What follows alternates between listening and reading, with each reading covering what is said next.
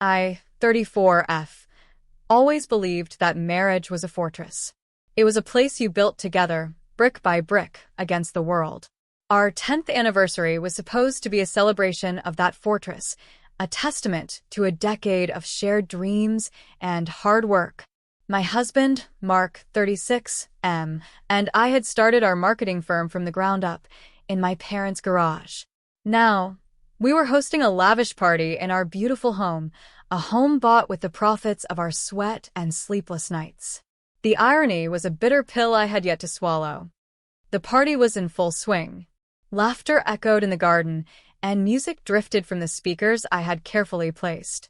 My mother-in-law, Eleanor, was holding court near the fountain. She had a way of making every event about her. She wore a dress that was a shade too bright, a touch too young, and she greeted guests as if she were the hostess. I had grown used to her subtle barbs over the years, the little comments designed to undermine my confidence or my place in Mark's life.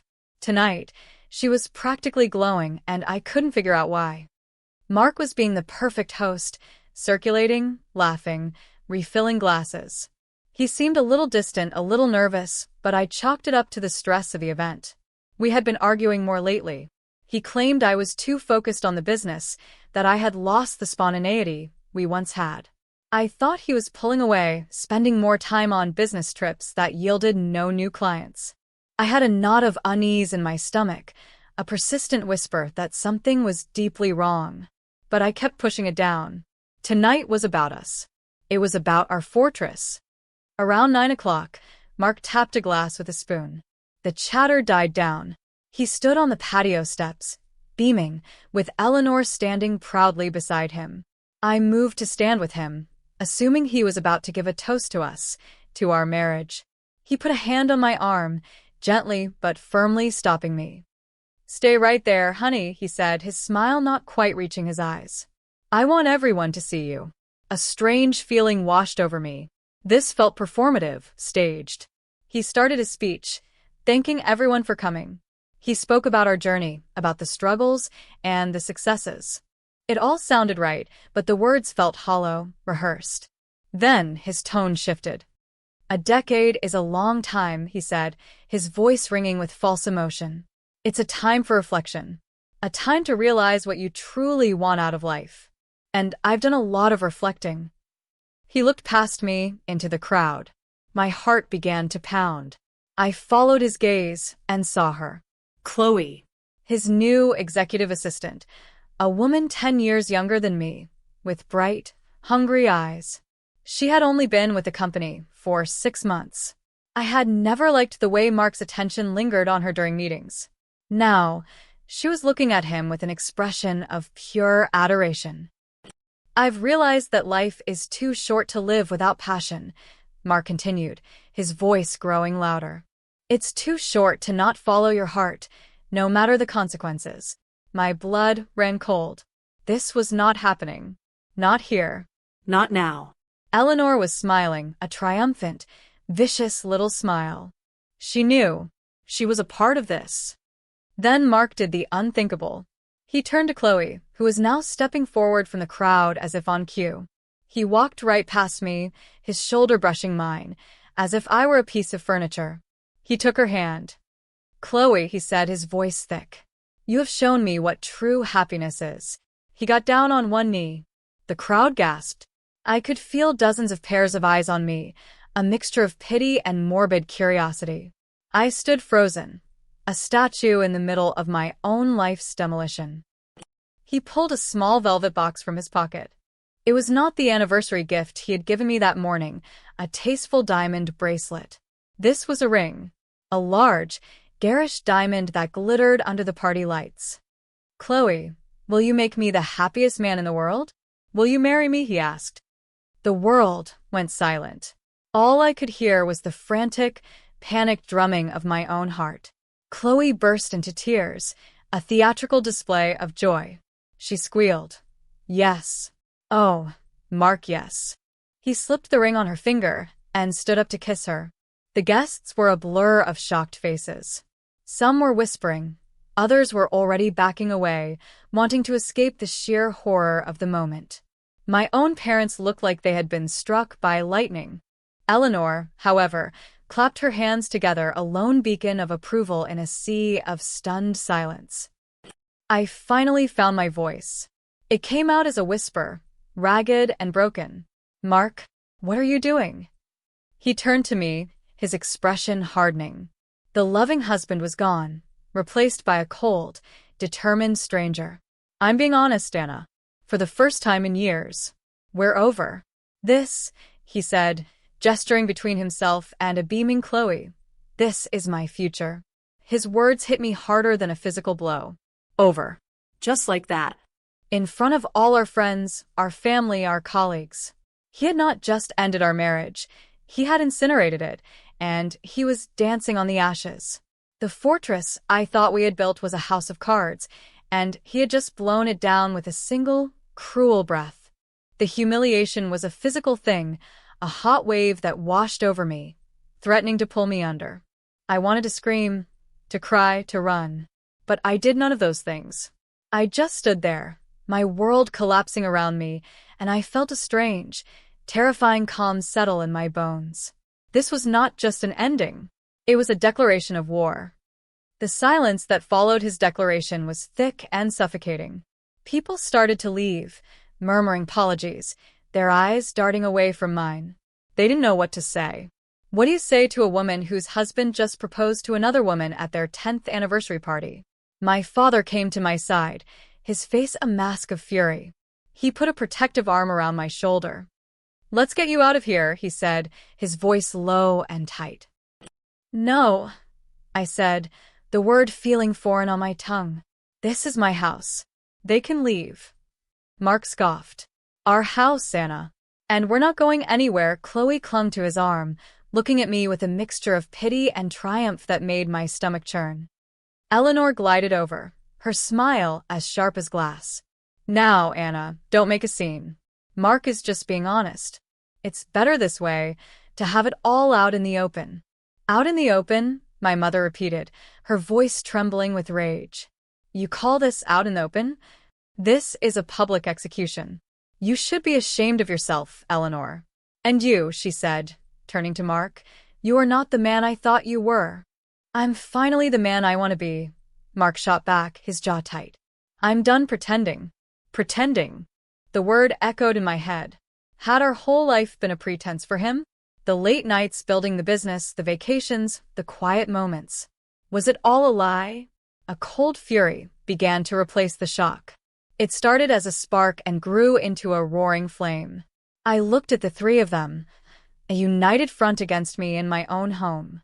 Mark, the betrayer. Chloe, the usurper. Eleanor, the puppet master. I turned and walked back into the house, my movements stiff and robotic. I could hear them behind me, their voices a low murmur of conspiracy. I went to my office, the one room in the house that felt truly mine, and I locked the door. I leaned against it, my body finally starting to shake. The tears came then, hot and silent. I cried for the life I thought I had, for the man I thought I married, and for the future that had been stolen from me in one grotesque, public spectacle. After a few minutes, the tears stopped. The cold calm returned, sharper this time. I wiped my face and looked around my office.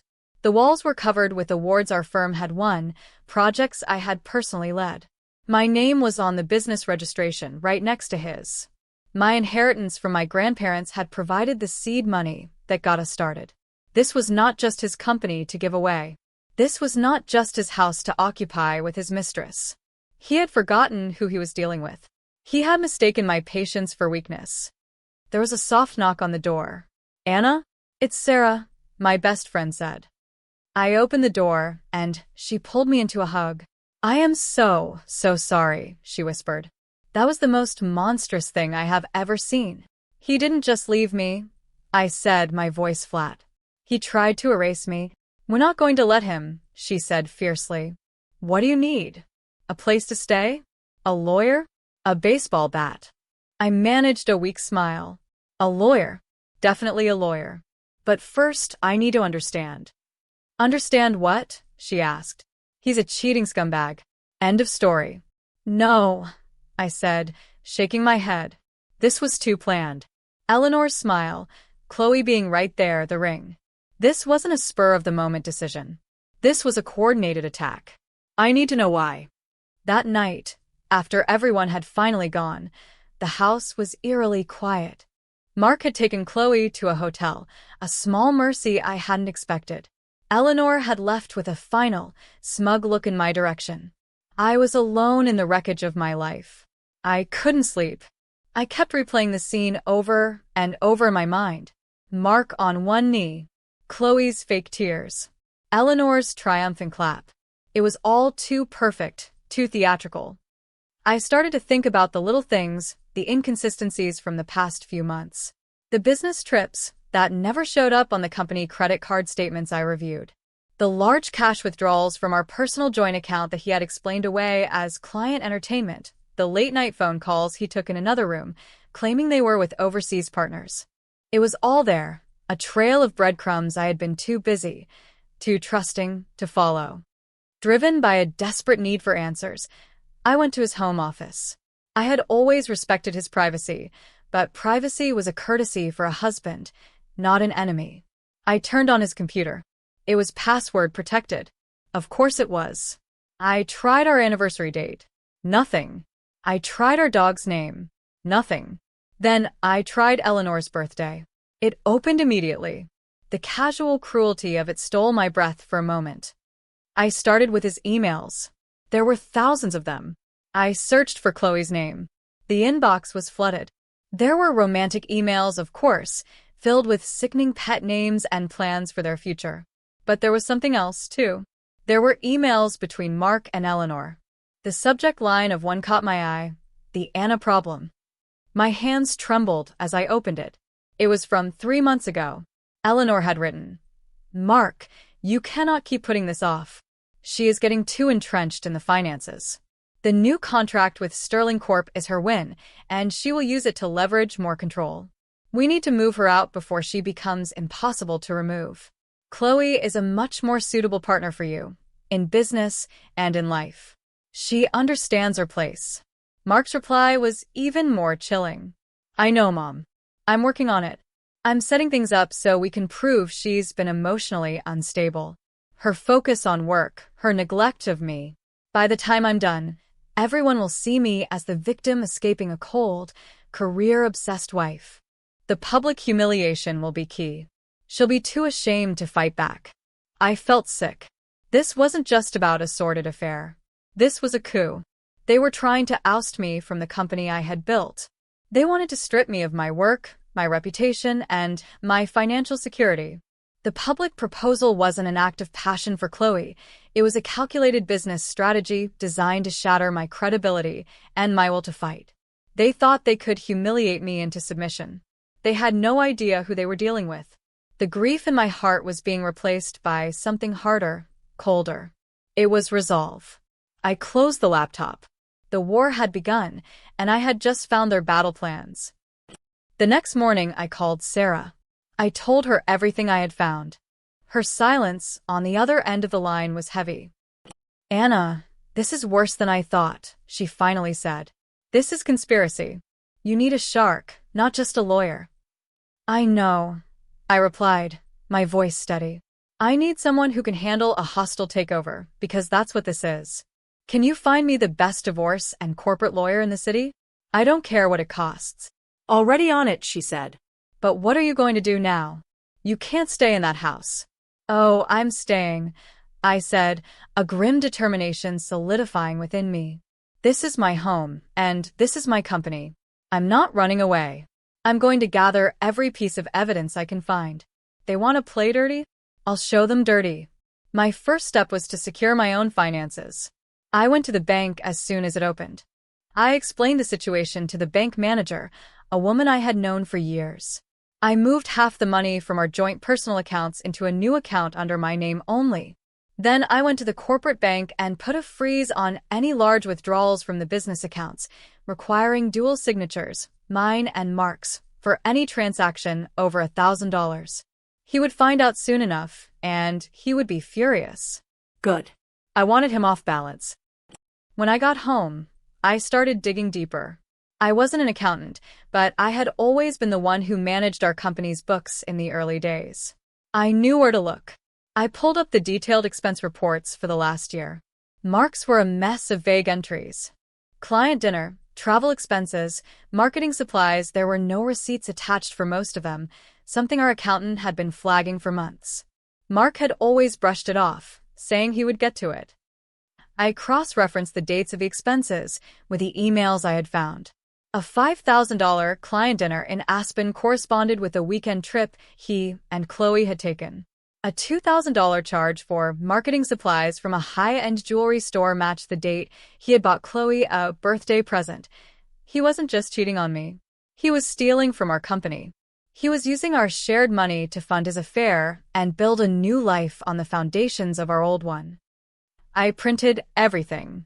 Every email, every bank statement, every fraudulent expense report. I created a timeline, a meticulous record of their deception. The pile of paper grew, a testament to their greed and betrayal. It was ugly and painful to look at, but it was also my ammunition. That afternoon, Mark came back to the house to get some of his things. He walked in with the unearned confidence of a man who thinks he has already won. Chloe was not with him. "What is this?" he demanded, waving a notification from the bank. "Why can't I access the company accounts?" "We're implementing a new security protocol," I said calmly, not looking up from my laptop. "Dual signatures are now required for major expenses. For transparency." His face turned red. "You can't do that without consulting me. I'm a partner." "And so am I," I said, finally meeting his gaze. "The partner who has been minding the store while you've been otherwise engaged. I think it's a prudent business decision, don't you?" "You're doing this to be spiteful," he sneered. "I'm doing this to protect the business," I replied, my voice even. "The business we both own. 50-50. Or have you forgotten that?" He stared at me, his eyes narrowed. He was seeing a different woman. Not the accommodating wife he had taken for granted, but a stranger who was calm, collected, and in control. He didn't know how to react. "This isn't over, Anna," he said, his voice a low threat. "No, Mark," I said, a small, cold smile playing on my lips. "It's just beginning." He stormed out, slamming the door behind him. I took a deep breath. It was the first real confrontation, and I hadn't crumbled. I had stood my ground. The fear was still there, a knot in my stomach, but the resolve was stronger. They had underestimated me. They had assumed my heart was the only thing they had broken. They were about to find out they had broken my trust, and that was a much more dangerous thing to lose. A few days later, I met with the lawyer Sarah had found for me. Her name was Catherine, a woman with sharp eyes and a reputation for being relentless. I laid out the entire story, spreading the printed emails and financial records across her large mahogany desk. She listened intently, her expression unreadable. When I finished, she was silent for a long moment, carefully reviewing the documents. "Well," she said finally, looking up at me, "he's not just an adulterer. He's a fool." A wave of relief washed over me. She believed me. She saw it. "The public humiliation was a strategic move," Catherine continued, tapping a finger on the email from Eleanor. "They wanted you to be too embarrassed to fight. They wanted you to take a quick, quiet settlement and disappear. By trying to destroy your reputation, they were trying to devalue your stake in the company." "So, what can we do?" I asked. "We do the opposite of what they expect," she said, a shrewd glint in her eye. "We don't get emotional. We don't get loud. We get organized. This isn't just a divorce case anymore, Anna. This is a corporate dispute involving embezzlement and conspiracy to commit fraud." The words sent a chill down my spine. Fraud. Embezzlement. These were serious crimes. "Mark and his mother think this is a family drama," Catherine explained. "We are going to treat it like the business crime that it is. We will be methodical. We will gather more evidence. We will build an airtight case. And then, when they least expect it, we will present it. Not to them, but to someone who has the power to make them listen." "Who?" I asked. "His father," she said simply. Robert, my father-in-law, was a man of quiet integrity. He had founded the original company that Mark and I had evolved into our marketing firm. He was retired now, but he was still a respected figure in the business community and, more importantly, he held the family's purse strings. He had always been kind to me, but he was passive, often overshadowed by Eleanor's domineering personality. He hated conflict. "He'll never go against Eleanor and his own son," I said doubtfully. "He will if the alternative is watching his family name be dragged through the mud in a criminal investigation," Catherine countered. "Robert is an old-school businessman. He values reputation above all else. Mark's affair is one thing, but using the company as his personal piggy bank to defraud his wife and business partner? That's a different story. That's a legacy issue." Her logic was sound. It was a risky move, but it was also our best one. Appealing to Robert's sense of honor was the only way to bypass Eleanor's venom and Mark's arrogance. "So, what's the next step?" I asked, feeling a flicker of hope for the first time in days. "You need to find the smoking gun," Catherine said. "We have a lot of circumstantial evidence here. The emails are damning, but they can be explained away as angry words. The expense reports are bad, but he can claim sloppy bookkeeping. We need something concrete. Something undeniable that links the affair directly to a plan to defraud you of your shares in the company." I left her office with a clear mission: find the smoking gun. I didn't know what it would be or where I would find it, but I knew I had to look. I spent the next week combing through every file, every document, every digital corner of the life Mark and I had shared. The pressure was mounting. Mark was furious about the freeze on the accounts. He sent me a barrage of angry texts and voicemails, accusing me of trying to ruin the company out of spite. Eleanor called me daily, her voice dripping with poison, telling me I was a bitter, washed-up woman who couldn't stand to see her son happy. I ignored them all. I was a woman on a mission. I started looking into Chloe. I wanted to know who she was, where she came from. A quick social media search revealed a carefully curated profile of a glamorous, ambitious young woman. But a deeper dive, using some of the research tools we used for our clients, painted a different picture. She had a history of short-lived jobs at companies run by wealthy, older men. She had a string of debts and a recently leased luxury apartment, one far beyond the salary of an executive assistant. Mark was paying for it. Of course he was. Then I found it. It was late one night. I was bleary-eyed from staring at a screen. I was going through the cloud backup of Mark's old laptop, a device he hadn't used in over a year. He must have forgotten about it. Tucked away in a folder labeled Personal Projects was a document that made my heart stop. It was a draft of a new operating agreement for our company. It was dated 2 months prior. The document was a complex web of legal jargon, but the intent was clear. It restructured the company's ownership, creating a new class of shares. My 50% ownership was to be converted into non-voting shares with a diminished value, contingent on a morality clause. The clause was vaguely worded but clearly targeted at me, citing behavior that brings the company into disrepute. His shares, however, were to be consolidated, giving him 90% voting control. The remaining 10% was allocated to a new key employee, Chloe.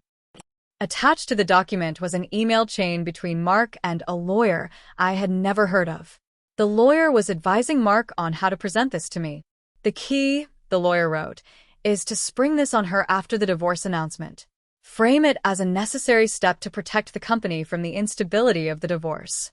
Given the public nature of your separation, she will be under immense pressure to sign, just to make it all go away." This was it. The smoking gun. It was a premeditated, calculated plan to steal my company.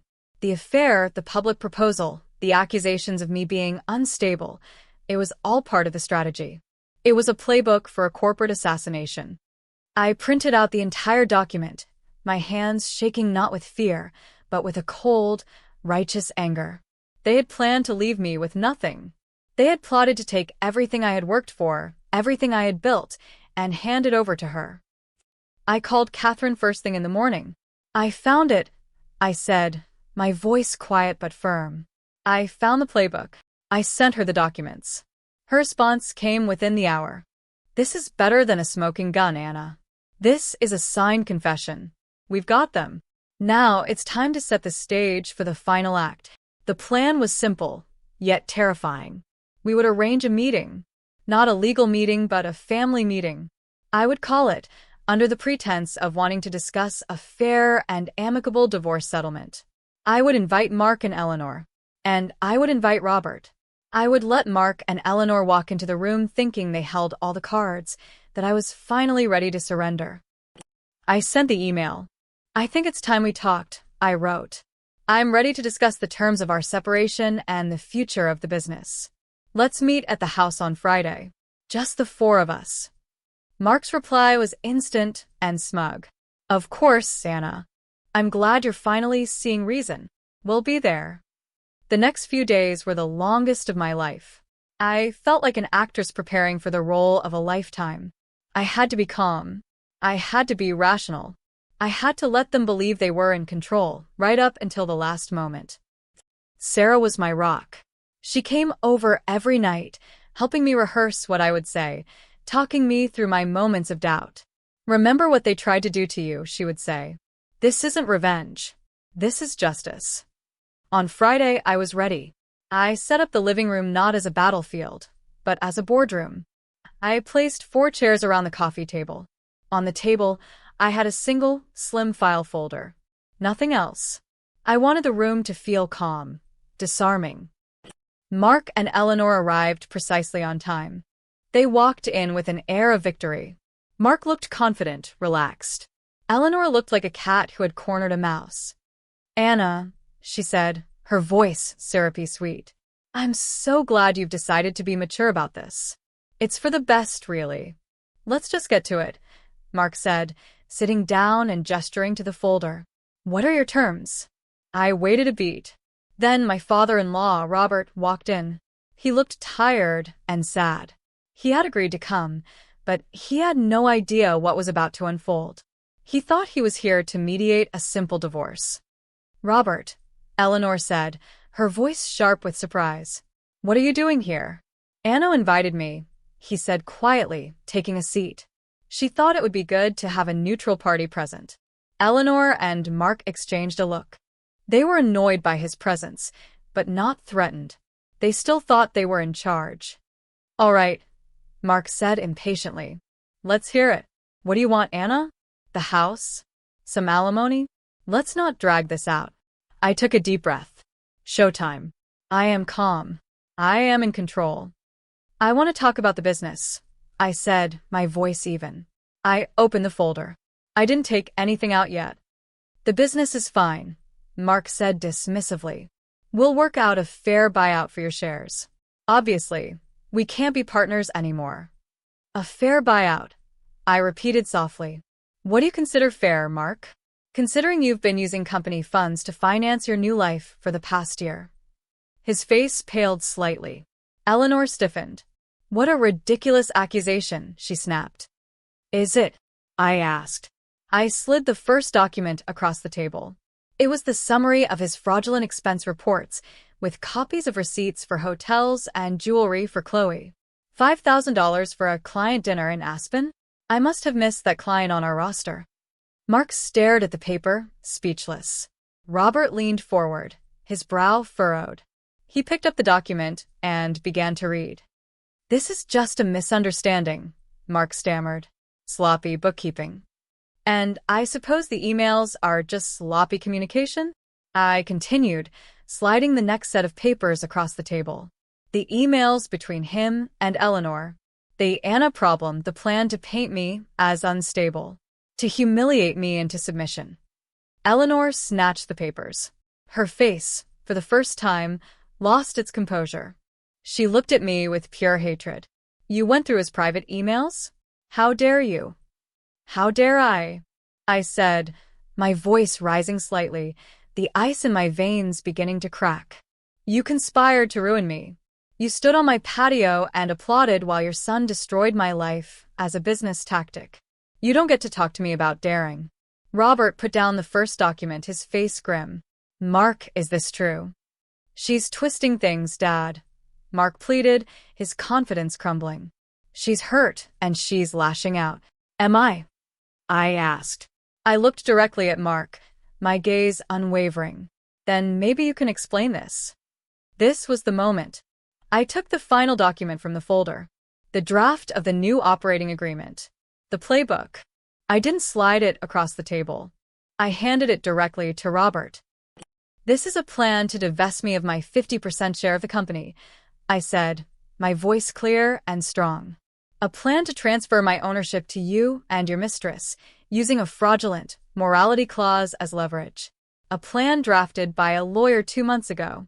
A plan to leave me with nothing. Robert took the document. As he read, the color drained from his face. He read the clause about my shares. He read the part allocating new shares to Chloe. He saw the email from the lawyer advising Mark on how to spring this on me. The room was silent except for the rustling of paper. When he was done, he placed the document on the table with a quiet finality.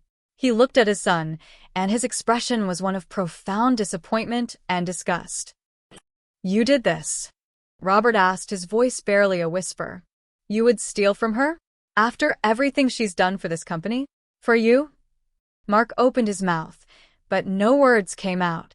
He looked from his father's heartbroken face to my cold, resolute one.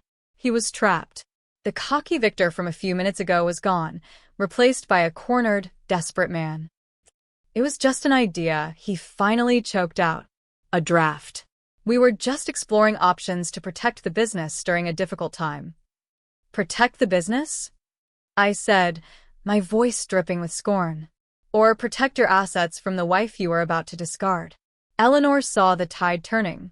She jumped to her son's defense. Robert, you can't listen to her. She is a vindictive woman trying to tear this family apart because her husband fell in love with someone else. Robert held up a hand, silencing her. It was the first time I had ever seen him do that. Be quiet, Eleanor, he said, his voice steel. This is not about love. This is about theft. This is about honor. He turned back to Mark. You have brought shame on this family. You have brought shame on the company I built. Mark began to panic. Dad, please. We can fix this. I can fix this. Oh, I'm sure you think you can, I said, my voice dangerously soft. The final piece of my plan was about to fall into place. But I think we need some expert advice on just how fixable this is. I stood up and walked to the front door. I took the liberty of inviting a few more people to our little family meeting. I hope you don't mind. I opened the door. Mark and Eleanor stared, expecting my lawyer, perhaps. But it was not Catherine who walked in. It was David, our company's chief financial officer for the past 15 years, a man fiercely loyal to the business and its integrity. And beside him was Mr. Jennings, our longtime corporate lawyer, a man who had been Robert's trusted advisor for decades. Both men looked grave. I see Mark's face now. The blood drains from it. His eyes dart from the CFO to the lawyer, and then to his father, who is looking at him with cold fury. His jaw goes slack.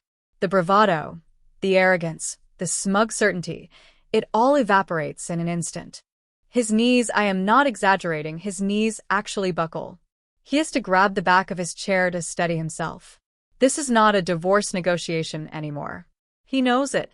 This is a corporate tribunal, and he is the one on trial. Eleanor lets out a small, strangled gasp. She understands immediately what this means. These are not my people. These are their people. These are the men who hold the institutional knowledge and the legal power of the company. And they're here in my living room, looking at them like they are criminals. David, Mr. Jennings, Robert says, his voice heavy with authority. Thank you for coming on such short notice. I believe my daughter-in-law has some documents she wanted you to review. I hand a copy of the entire file to each of them. The expense reports, the emails, the fraudulent operating agreement. They don't need to read it all. Catherine had already briefed them. Their presence here is the real statement. David, the CFO, looks at the expense report summary and then at Mark. His expression is one of pure contempt. Mark, we've been asking for these receipts for 6 months. Now, I see why you never produced them. This is embezzlement. Plain and simple. Mr. Jennings, the lawyer, adjusts his glasses and looks at the draft agreement. And this, he says, his voice dry as dust, is a textbook case of conspiracy to commit shareholder fraud. An attempt to illegally divest a partner of her equity. This document alone is enough to trigger a criminal investigation and dissolve the partnership in a way that would be catastrophic for you, Mark. Catastrophic. The word hangs in the air. Mark is white as a sheet. He looks like he's going to be sick. He turns to his mother, his eyes pleading for help, but for the first time in her life, Eleanor is silent. Her face is a mask of horror. She has lost control of the situation completely. Her son is not just losing his wife. He's on the verge of losing his company, his reputation, and possibly his freedom. Her perfect plan has blown up in her face. What do you want, Anna? Mark finally whispers, his voice hoarse. He is no longer addressing a scorned wife. He is addressing the person who holds his entire future in her hands. I let the silence stretch out. I want him to sit in it. I want him to feel the weight of what he has done, the sheer, idiotic arrogance of his betrayal. I walk back to my chair and sit down, crossing my legs. I am no longer the victim. I am the one in charge. What I want, I say, my voice calm and measured. What I wanted was my husband. What I wanted was the life we built together. But you set fire to that. So now, I want what is mine by right. I look from Mark to Eleanor, then to Robert. I want Mark's immediate resignation from the company. Effective today. Mark flinches, as if I had slapped him.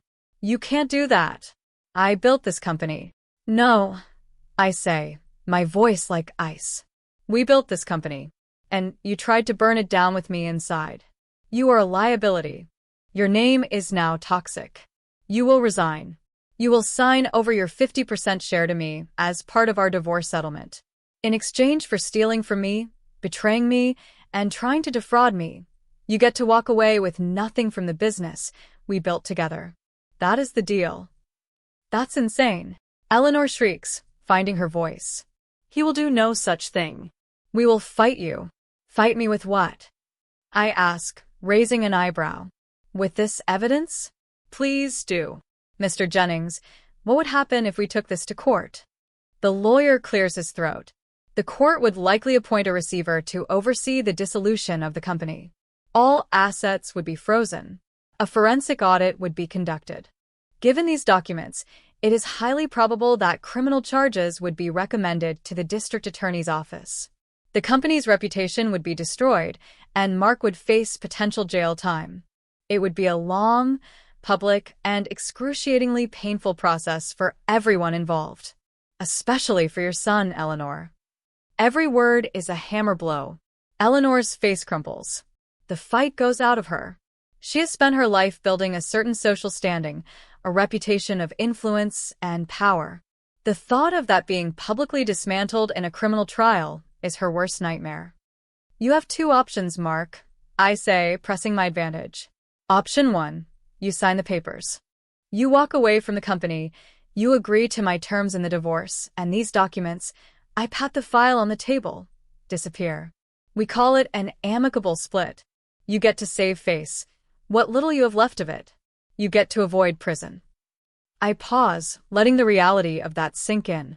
Option 2, you refuse. And tomorrow morning, this entire file lands on the desk of the DA, and I file a lawsuit that will strip you of everything and everyone you have left. I will take the company anyway, but you will be fighting for it from a courtroom and possibly from a jail cell. Your father's name will be dragged through the mud. Your mother's social circle will watch her become a pariah. So, you tell me. What's it going to be? Mark looks at his father. Robert's face is stone. There is no help for him there. Robert looks at me and gives a slight, almost imperceptible nod. He sanctions this. He knows it is the only way to save the family's name and the integrity of the business. Mark finally breaks. He slumps in his chair, a broken man. The architect of my public humiliation is now utterly and completely defeated in private. I'll sign, he whispers, the words tasting like ash in his mouth. I thought you might, I say. I pull a set of pre-prepared documents from my briefcase under the table. A resignation letter, a share transfer agreement, a preliminary divorce settlement acknowledging his corporate fraud and waiving his rights to any assets from the business. Mr. Jennings had drafted them all. Sign them, I say. Now. Mr. Jennings puts a pen on the table. With a trembling hand, Mark takes it. He signs his name, his signature a shaky scrawl, on the documents that officially erase him from the life we built. He pushes them across the table. It's over. I've won. I look at Eleanor. Her face is a mixture of fury and defeat. She is staring at me as if she is seeing a monster, not a woman. Perhaps to her I am. I am the woman who refused to be broken, the woman who fought back and took everything. You can all go now, I say, my voice devoid of emotion. Mark, you have 24 hours to remove your personal belongings from this house. After that, I'm changing the locks. No one moves for a moment. Then, Robert stands up. He walks over to me. Anna, he says, his voice thick with regret. I am so sorry. For all of this. For what he did. For what I didn't see. It's not your fault, Robert. I say, and I mean it. The company is in good hands with you, he says. The right hands, he then turns and walks out without another look at his wife or son. David and Mr. Jennings follow, giving me respectful nods as they leave. That leaves just me, Mark, and Eleanor in the silent room. Mark stands up, his movements slow and defeated. He won't look at me. He just turns and walks towards the door. Eleanor follows him, but she stops and turns back to face me. You'll regret this, she hisses, her eyes burning with impotent rage. You may have the company, but you'll be alone. I was already alone, Eleanor. I reply calmly. The only difference is, now I'm rich. She has no response to that. She turns and sweeps out of the house, following her broken son into his new, diminished life. When the door closes behind them, a profound silence fills the room. I look down at the signed papers on the table. My Declaration of Independence. My victory. I don't feel joy. I don't feel triumph. I just feel a vast, empty sense of quiet. The war is over. The fortress is gone, but I am still standing on the ground where it once was. And I am ready to rebuild. Alone. The immediate aftermath was surreal. The silence in the house was a living thing. For a decade, it had been filled with Mark's presence, his music, his phone calls, the sound of his footsteps. Now there was nothing. It was just me and the quiet hum of the refrigerator. The next day, as promised, he came with a couple of his friends to move his things. I stayed in my office, the door closed. I could hear the muffled sounds of boxes being taped, furniture being scraped across the floor. He didn't try to speak to me. When they were done, he left his keys on the kitchen counter. I heard the front door click shut one last time, and a chapter of my life ended. The first thing I did was call a locksmith. As I watched him replace the locks, I felt a sense of finality, a tangible severing of the past. This was my house now. Mine alone. That night, Sarah came over with 2 bottles of expensive champagne and a pizza. To the new CEO, she said, raising her glass. I clinked my glass against hers. I don't know if I can do it, Sarah. Run the whole thing by myself. Are you kidding me? She said, taking a huge bite of pizza. Anna, you've been running it by yourself for years. The only difference is now you don't have a 36-year-old child to manage.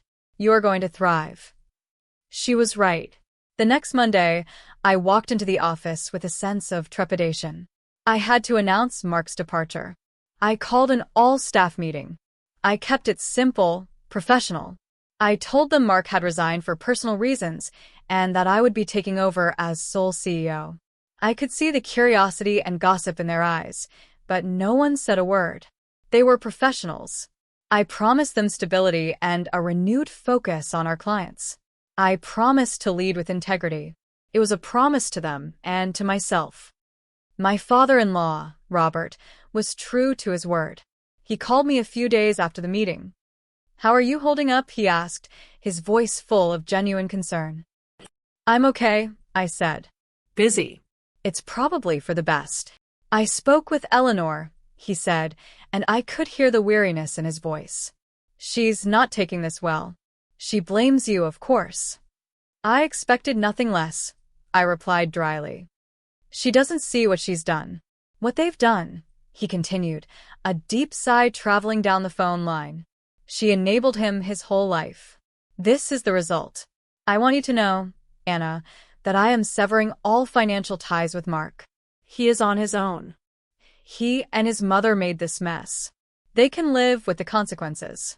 It was a shocking admission, but it confirmed what Catherine had predicted.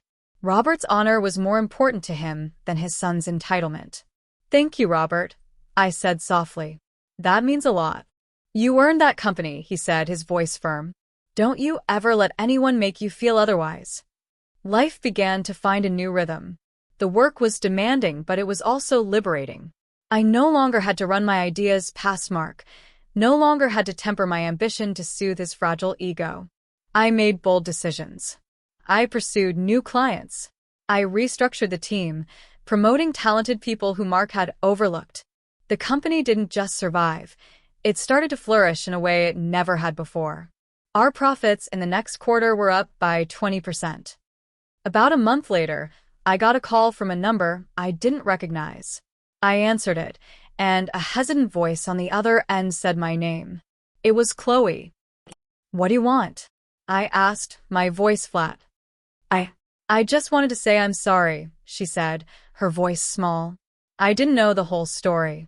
Mark told me you were cold, that your marriage was already over. He told me you were going to leave him and take half the business out of spite. And you believed him, I stated. It wasn't a question. He promised me everything, she said, and I could hear tears in her voice now. A partnership, a future. Now he has nothing. He's living in a tiny apartment his mother is paying for. He's angry all the time. This isn't the life he described. I felt a brief flicker of something that might have been pity, but it vanished as quickly as it came. You made your choice, Chloe. You hitched your wagon to a man who would publicly humiliate his wife of 10 years. Did you really think he would treat you any better in the long run? She was silent. He's your problem now, I said, and I hung up the phone. I refused to carry an ounce of her regret. The divorce was finalized 6 months later. It was a quiet affair, handled entirely by our lawyers. Mark didn't contest a single thing. He was a ghost from my past. I heard through the grapevine that he and Chloe were still together, struggling to make ends meet. He had tried to find work at other marketing firms, but the story of what happened had quietly made the rounds. No one wanted to hire a man with a reputation for being untrustworthy and, worse, for being stupid enough to get caught. Eleanor was socially ostracized. Her friends, many of whom were my friends' parents and business associates, had been at the party. They had seen what she and Mark did. They had witnessed her smug approval. In their world, loyalty and discretion were paramount. Eleanor's blatant cruelty had violated that code. She was no longer invited to the charity galas and social events that had been the center of her universe. Robert had effectively cut her off from the family's wealth, giving her a small, fixed allowance that was a fraction of what she was used to. He had taken away her power. One evening, about a year after the party, I was working late at the office. I was looking over the projections for the next year, and for the first time, I felt a genuine sense of peace. The pain of the betrayal had faded, leaving behind a scar, but also a strength I never knew I possessed. I had not just survived, I had rebuilt. My fortress was not a marriage anymore. It was me. It was my integrity, my resilience, my business. It was a fortress of my own making, and its walls were solid. There was a knock on my office door. It was my new head of operations, a brilliant young woman I had hired a few months ago. Sorry to bother you, Anna, she said. But the final numbers for the Sterling Corp campaign just came in. You're going to want to see this. She handed me the report. It was the campaign I had fought for, the one Eleanor had worried would give me too much control. It had been a massive success, exceeding all our projections. It was the biggest win in the company's history. My win. I smiled. A real, genuine smile. I looked around my office, at the company I now owned outright. I thought of Mark and Eleanor, trapped in the bitter little world they had created for themselves. They had tried to take everything from me. They thought humiliation was a weapon that would leave me broken and ashamed. But they were wrong. They had only succeeded in burning away the parts of my life that were holding me back. They had cleared the path for me to become the person I was always meant to be. They finally learned what it feels like to be small. And I had finally learned how it felt to be free. I stopped giving warnings. I stopped trying to keep the peace. I simply took what was mine. And in the end, that was the most satisfying victory of all. They had wanted to erase me from our shared story. Instead, I had become the sole author of my own. And the future was an unwritten page, waiting for me to fill it.